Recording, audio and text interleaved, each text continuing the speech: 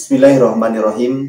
Assalamualaikum warahmatullahi wabarakatuh. Alhamdulillahilladzi amarana bittaqwa wa wassa wa ahatta bikulli syai'in ilma wa ahsa asyhadu an la ilaha illallah wa anna Muhammadan abduhu wa rasuluh syahadatul atqa. Allahumma salli ala sayyidina Muhammadinil Mustafa wa ala alihi wa sahbihi wa man wafa amma ba'du. Sahabat yang dirahmati Allah Subhanahu wa taala, puji dan syukur marilah kita sama-sama panjatkan kehadirat Allah yang Maha Ghafur, yang telah memberikan kepada kita karunia dan nikmat yang begitu luar biasa. Nikmat iman, nikmat Islam, nikmat kesehatan, dan nikmat-nikmat yang lain yang tentu tidak bisa kita hitung satu persatu. Sehingga Allah Subhanahu wa taala menegaskan dalam Al-Qur'an, wa in ta'uddu nikmatallahi la tuhsuha. Kita tidak akan pernah bisa menghitung nikmat yang Allah berikan untuk kita. Maka dari itu mari kita sama-sama bersyukur dengan mengucap hamdalah bersama-sama. Alhamdulillahirabbil alamin. Salawat beserta salam selalu kita curah limpahkan pada junjungan kita, manusia yang mulia, manusia yang paling sempurna jalur nasabnya, masagi ilmu serta akhlaknya. Beliau telah menarik kita semuanya daripada jalan yang menyengsarakan kita di dunia dan menunjukkan kita kebahagiaan di surganya Allah Subhanahu wa taala kelak. Yakni baginda Nabi wa Nabiyana Maulana Muhammad sallallahu alaihi wasallam, kepada keluarganya, para sahabat, sahabiah, dan kita selaku umatnya. Mudah-mudahan kita mendapatkan syafaatul uzma di yaumil qiyamah. Amin ya Allah ya rabbal alamin. Sahabat yang dirahmati Allah Subhanahu wa taala, hari ini kita masuk ke dalam tema kajian kita, yaitu urgensi daripada menjaga hati, di seri kajian rahasia hati. Bapak Ibu yang dirahmati Allah, tentu setiap manusia yang hidup di dunia itu menginginkan kebahagiaan dalam hidupnya, menginginkan kehidupan yang tenang, yang tentram, tidak banyak masalah, jauh daripada kemiskinan, jauh daripada keluh kesah, kecewa, sakit hati, cemas untuk masa depan kita, sakit hati terkait dengan masa lalu kita, dan seterusnya dan seterusnya. Teman-teman sekalian, hadirin yang dimuliakan Allah Subhanahu wa taala, ternyata akan hal ini bukan hanya manusia yang menginginkan demikian. Allah pun ketika menciptakan manusia, Allah menginginkan manusia itu tidak susah dalam hidupnya. Allah tidak menginginkan manusia itu menjalani kehidupan dengan susah payah. Hal ini ditegaskan oleh Allah Subhanahu wa taala di dalam Al-Qur'an ketika Allah Subhanahu wa taala memerintahkan kepada Nabiullah Adam alaihissalam dan juga Siti Hawa menempati surga yang begitu sangat mengagumkan. Allah sampaikan, Allah tegaskan di dalam Al-Quran surat Al-Baqarah ayat 35, kata Allah Subhanahu wa taala, A'udzubillahi minasyaitonirrajim, Bismillahirrahmanirrahim, wa qulna ya Adam uskun anta wa zawjukal jannah wa kula minha ragadan haitsu syi'tuma wa la taqraba hadhihi syajarata fatakuna minadh dhalimin. Allah Subhanahu wa taala dalam ayat ini menegaskan kepada Nabiullah Adam alaihissalam untuk senantiasa menempati surga yang sangat mengagumkan. Dan tentu kita sudah mengetahui kabar bagaimana mengagumkannya surga.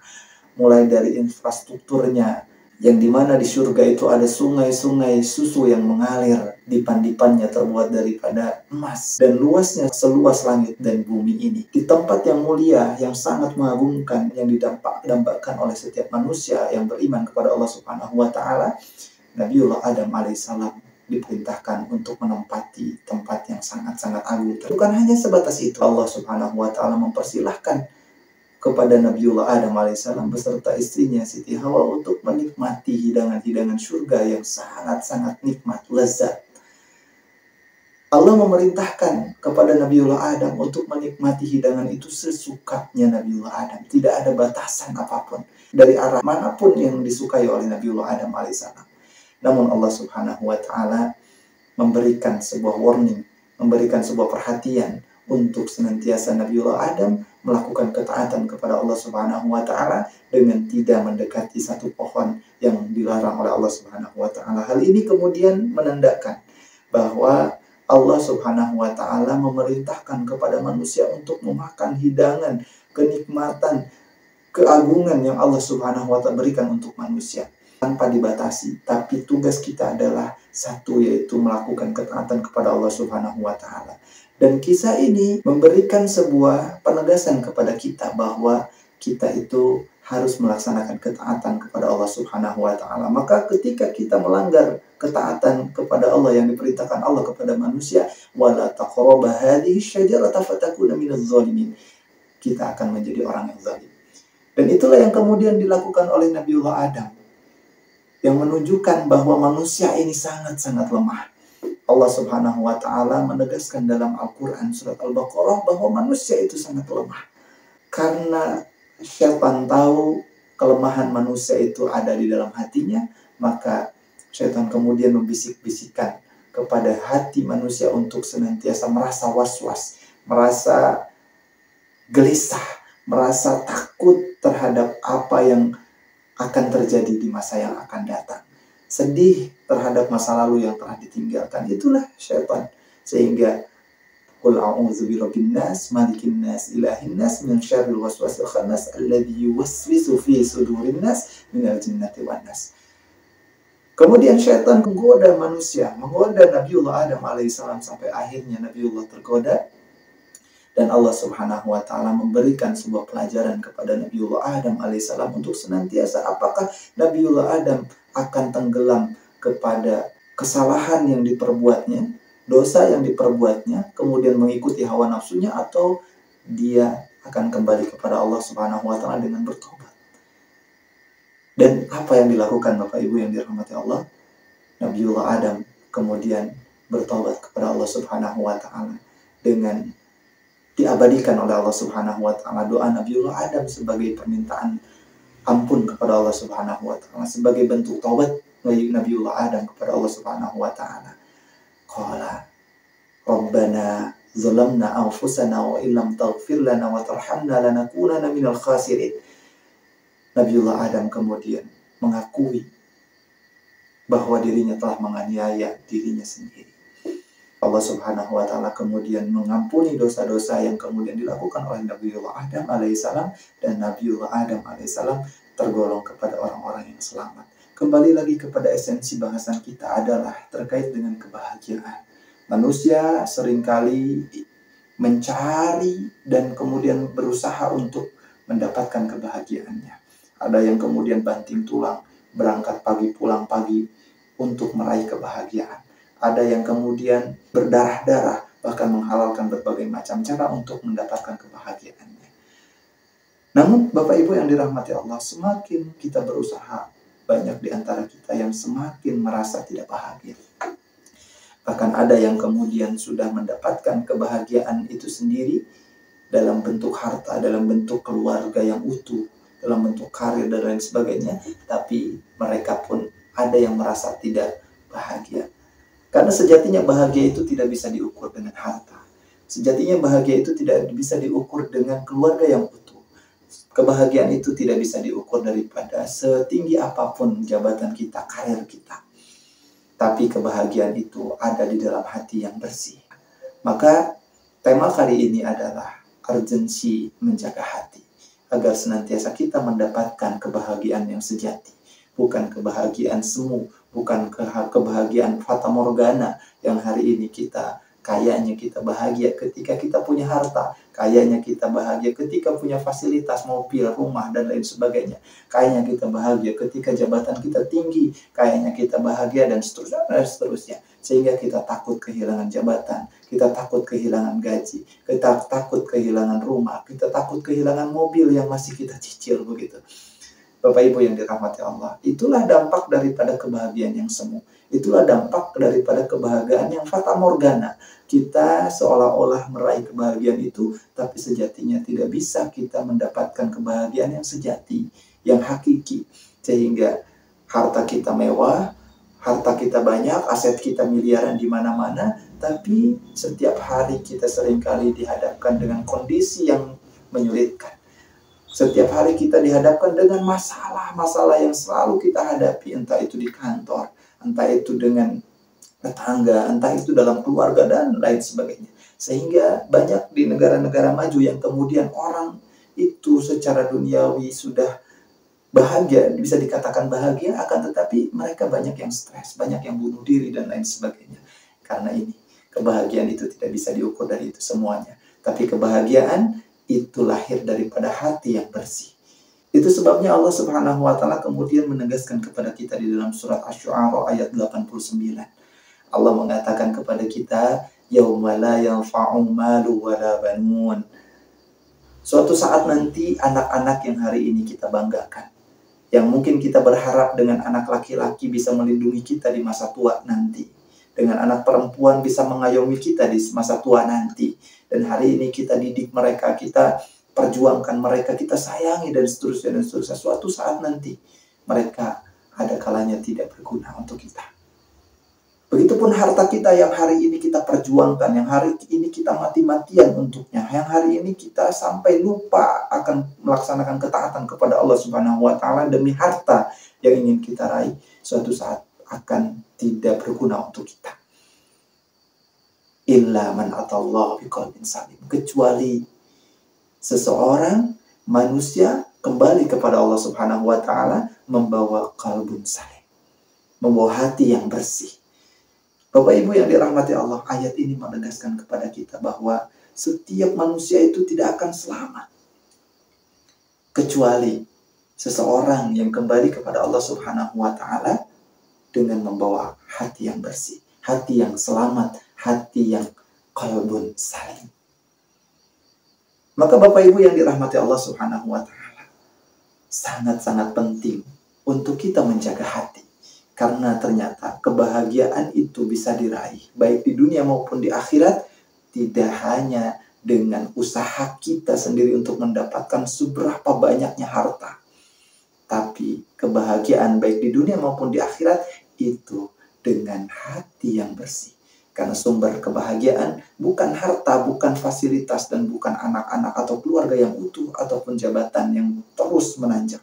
Tapi sumber kebahagiaan adalah hati yang jernih, hati yang bersih. Itu yang akan menarik kita ke dalam kehidupan yang tenang, yang tentram.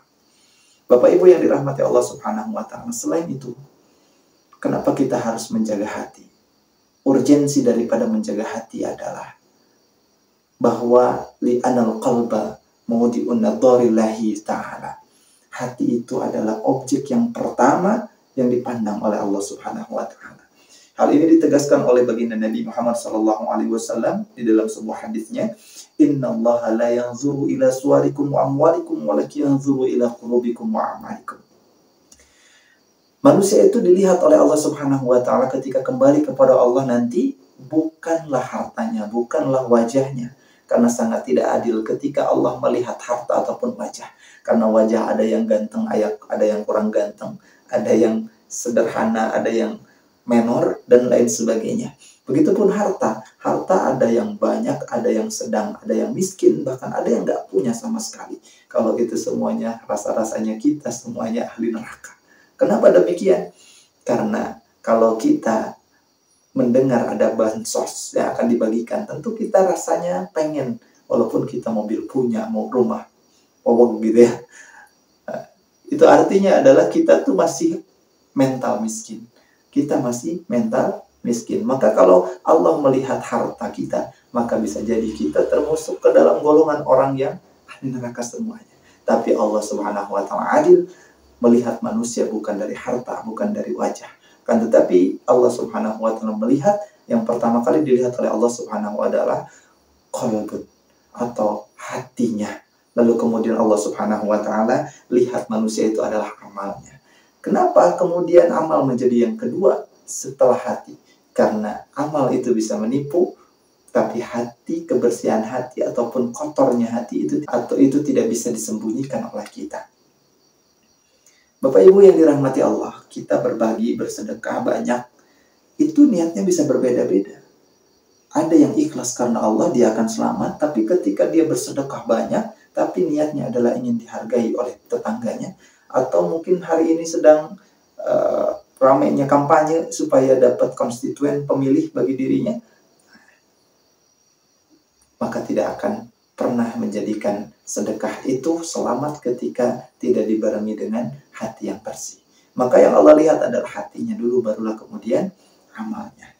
Ibnu Mas'ud kemudian mengatakan, sesungguhnya Allah Subhanahu wa taala melihat hati-hati hambanya, manusia di jagat raya ini, ternyata yang pertama yang bersih, daripada hati manusia itu adalah hatinya Rasulullah SAW. Lalu kemudian Rasulullah dipilih oleh Allah Subhanahu wa taala sebagai pengemban risalah. Lalu kemudian setelah Rasulullah, Allah Subhanahu wa taala melihat lagi daripada hati hambanya, ternyata yang bersih itu adalah para sahabat yang kemudian membersamai Rasulullah SAW, yang teguh akan ajaran Rasulullah SAW, yang teguh terhadap perjuangan dakwah Islam. Lalu kemudian kita jauh bersekian abad dengan Rasulullah, jauh sekian abad dengan para sahabat. Apa kabar hati kita?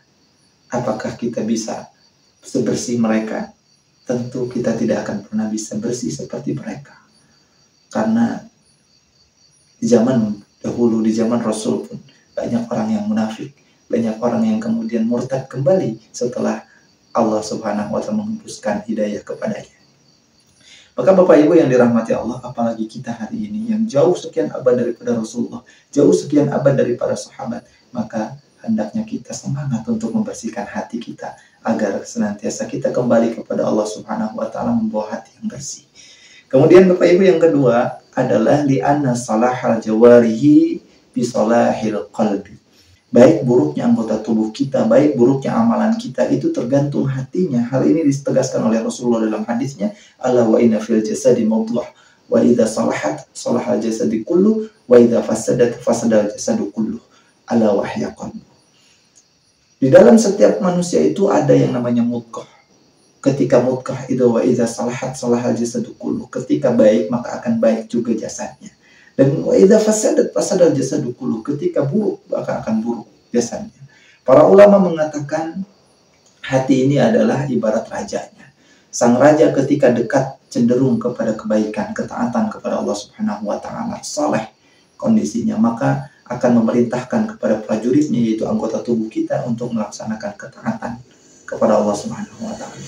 Namun ketika kondisi hati, ketika kondisi raja ini kemudian dia membangkang kepada Allah karena keburukan hati, karena kekotoran hati yang tidak dibersihkan, maka akan memerintahkan sang raja tersebut kepada prajuritnya untuk melaksanakan kemungkaran, melaksanakan keburukan, melaksanakan pertentangan kepada Allah Subhanahu wa taala. Nauzubillah tsumma nauzubillah. Maka Bapak Ibu yang dirahmati Allah, setiap amal kita ditentukan oleh hati kita. Kalau hatinya buruk, maka buruk juga amalnya.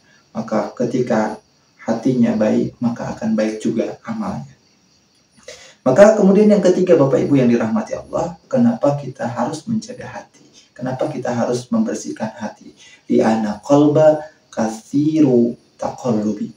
Hati kita mudah berubah-ubah. Kata Rasulullah, sesungguhnya hatinya anak Adam ini mudah terbolak-balik, melebihi air yang sedang mendidih, yang berada di tempat yang sedang dipanaskan. Ketika kita sedang memanaskan air, maka si air itu mendidih luar biasa. Yang atas ke bawah, yang dari bawah ke atas, terus begitu cepatnya.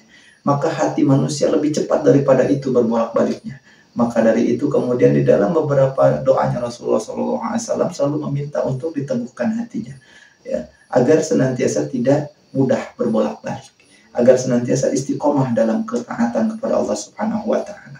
Yang keempat Bapak Ibu yang dirahmati Allah, li'anal qalba urdatu lil fitan. Hati manusia itu rentan kena fitnah dan ujian. Karena syaitan ini kemudian paham bahwa kelemahan manusia itu ada dalam hatinya. Maka dari itu manusia selalu dibisik-bisiki oleh syaitan tersebut. Tadi di awal saya katakan, Qul a'udzu birabbin nas, malikin nas, ilahin nas, min syarril waswasil khannas, alladzi yuwaswisu fi sudurin nas, minal jinnati wan nas. Karena manusia kelemahannya dalam hati, syaitan kemudian menjadi buruan utama daripada manusia oleh syaitan itu adalah hatinya. Maka sahabat yang dirahmati Allah, hendaknya kita menjaga hati, karena hati ini rentan terkena fitnah daripada bisikan syaitan yang senantiasa membisikkan bisikan-bisikan keburukan kepada manusia. Kemudian yang kelima Bapak Ibu yang dirahmati Allah, ana al-amala tatafaddalu bitafaddali ma fil qulubi. banyak sedikitnya pahala ditentukan dengan apa yang ada di dalam hatinya. Imam Ibnu Mubarak mengatakan, bisa jadi amal kita kecil di mata manusia, tapi besar di hadapan Allah. Begitupun sebaliknya, bisa jadi amalan kita besar di hadapan manusia, tapi nol di hadapan Allah Subhanahu wa Ta'ala. Hal itu dipengaruhi oleh kondisi hatinya. Itu sebabnya Rasulullah SAW mengatakan ketika prosesi hijrah, innamal a'malu binniyat wa innamal likulli imrin ma nawa wa man kanat hijratuhu illa Allah aw imra'atin yankihuha, dan seterusnya. Rasulullah SAW mengatakan bahwa setiap amal manusia itu tergantung dengan niatnya. Ketika niatnya karena Allah, maka insya Allah ridho Allah akan didapatkan. Tapi kalau karena sesuatu yang ingin didapatnya, mungkin itu harta, mungkin itu wanita, dan lain sebagainya, maka itu yang akan didapatnya. Tapi bisa jadi rahmat dari Allah, pahala dari Allah sangat kecil, atau bahkan gak ada. Maka penting kita membersihkan hati kita. Karena baik buruknya atau banyak sedikitnya amalan kita tergantung daripada niatnya. Sedikit kecil yang kita sedekahkan, 2.000 yang kita sedekahkan, tapi ikhlasnya luar biasa, itu akan menjadi tabungan amal yang paling banyak di hadapan Allah. 5 juta ataupun 100 juta kita infakkan, tapi niatnya ria, niatnya ingin dihargai orang, ingin dilihat orang lain, bisa jadi besar nilainya di dunia, tapi kecil di hadapan Allah Subhanahu wa Ta'ala, sangat merugi. Maka sahabat sekalian, benahi niat kita, benahi hati kita, bersihkan hati kita. Selanjutnya Bapak Ibu yang dirahmati Allah, urgensi daripada menjaga hati ini adalah li'anal qalba hadafulis syaitan. Hati manusia target pertama syaitan. Seperti yang tadi saya sampaikan bahwa syaitan mengetahui kelemahan manusia, dan syaitan selalu kemudian memburu manusia itu daripada hatinya. Lalu kemudian yang terakhir Bapak Ibu yang dirahmati Allah, di anal amrodol qalbi khafiyatun. Penyakit hati itu tersembunyi, tidak terlihat. Kalau kita memiliki penyakit fisik, maka akan terlihat. Setidak terlihatnya penyakit fisik pasti akan ada ciri-cirinya. Gitu ya. Seorang yang sakit gigi nggak kelihatan lukanya, nggak kelihatan sakitnya, tapi pasti air matanya mengalir. Kenapa? Menahan sakit itu ripuh gitu ya. Tapi penyakit hati Bapak Ibu yang dirahmati Allah terkadang tidak bisa dilihat dengan kasat mata. Ada orang yang sepertinya soleh gitu, tapi padahal ada penyakit hati yang kemudian dia mudah menjerumuskan dia, sehingga dia mudah terjerumus ke dalam lubang kemaksiatan. Ada orang yang kemudian kayaknya baik, tapi di belakang kemudian menusuk. Gitu. Itu karena disebabkan penyakit hati. Jadi hati-hatilah dengan hati kita. Bisa jadi kita hari ini mengatakan bahwa kita tuh sehat kok hatinya. Padahal di satu momen nanti akan timbul rasa penyakit hati itu mempengaruhi diri kita. Sehingga kita melakukan sesuatu yang tidak diridhoi Allah Subhanahu wa Ta'ala. Maka penting kita membersihkan hati. Bapak Ibu yang dirahmati Allah Subhanahu wa Ta'ala, Allah Subhanahu wa Ta'ala menegaskan kondisi hati yang kemudian kotor.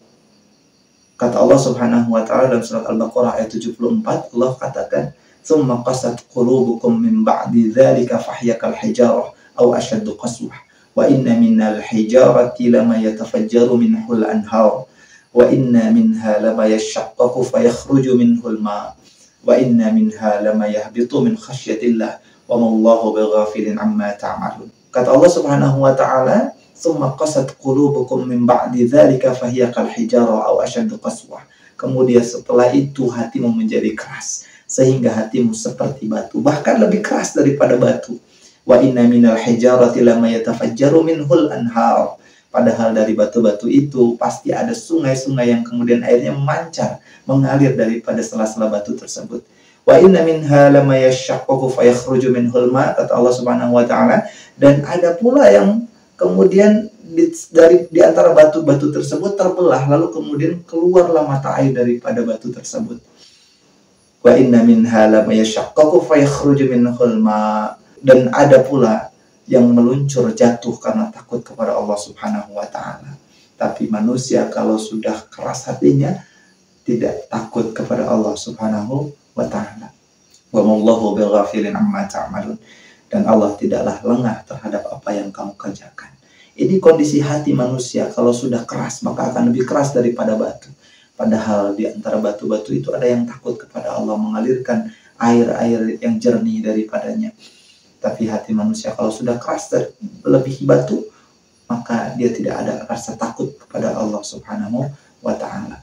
Penyakit hati yang kemudian dibiarkan, Bapak Ibu yang dirahmati Allah, Allah Subhanahu wa Ta'ala sampaikan, Allah Subhanahu wa Ta'ala berikan warning dalam Al-Quran agar senantiasa kita berhati-hati dan membersihkan hati. Kata Allah, fi qulubihim marad fazadahumullahu marada walahum adzabun alimun bima kanu yakdzibun. Dalam hati mereka ada penyakit, lalu kemudian Allah menambah penyakit itu dan mereka mendapat azab yang pedih karena mereka banyak berdusta. Na'udzubillah. Bapak Ibu yang dirahmati Allah, hati yang sudah ditambah penyakitnya oleh Allah Subhanahu wa Ta'ala, maka akan lanjut ke tahap yang sangat-sangat kronis, yaitu hati yang dikunci oleh Allah Subhanahu wa Ta'ala. Allah sampaikan di dalam surat Al-Baqarah ayat 7, khatamallahu ala qulubihim wa ala sam'ihim wa ala absarihim ghishawatu wa lahum adzabun azim. Allah telah mengunci hati dan pendengaran mereka. Penglihatan mereka telah tertutup dan mereka akan mendapatkan azab yang berat. Auzubillah summa na'udzubillah. Wa ala absarihim ghishawatu wa lahum adzabun azim. Kita semuanya mudah-mudahan dihindarkan daripada sifat-sifat yang demikian. Itu sebabnya kita penting menjaga hati. Karena kalau hati ini sudah dikunci, kita akan sulit menerima kebaikan-kebaikan. Jangankan kebaikan yang datang dari manusia, bahkan kebenaran yang datang dari Allah Subhanahu wa Ta'ala bisa jadi kita abaikan. Maka hadirin yang dimuliakan Allah, sahabat-sahabatku, mudah-mudahan kajian hari ini bisa membuka mata hati kita agar senantiasa melembutkan hati kita untuk senantiasa mau bersemangat untuk sama-sama membersihkan hati kita, sehingga kelak kita kembali kepada Allah membawa qalbun salim, hati yang bersih.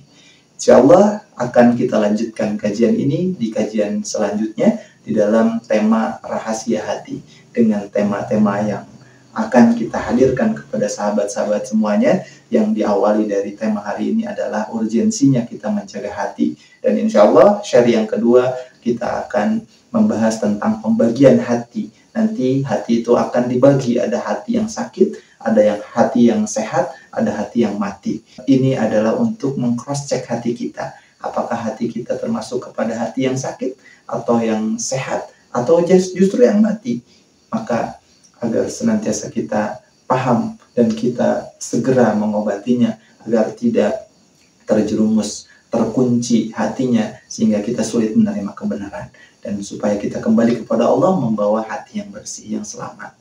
Demikian Bapak Ibu yang dirahmati Allah, sahabat-sahabat sekalian, materi pada kesempatan hari ini mudah-mudahan bermanfaat. Mohon maaf atas segala kekurangan. Wallahul muwafiq ila aqwamit thoriq. Nasrun minallahi wa fathun qarib. Wabillahi taufiq wal hidayah. Wassalamualaikum warahmatullahi wabarakatuh.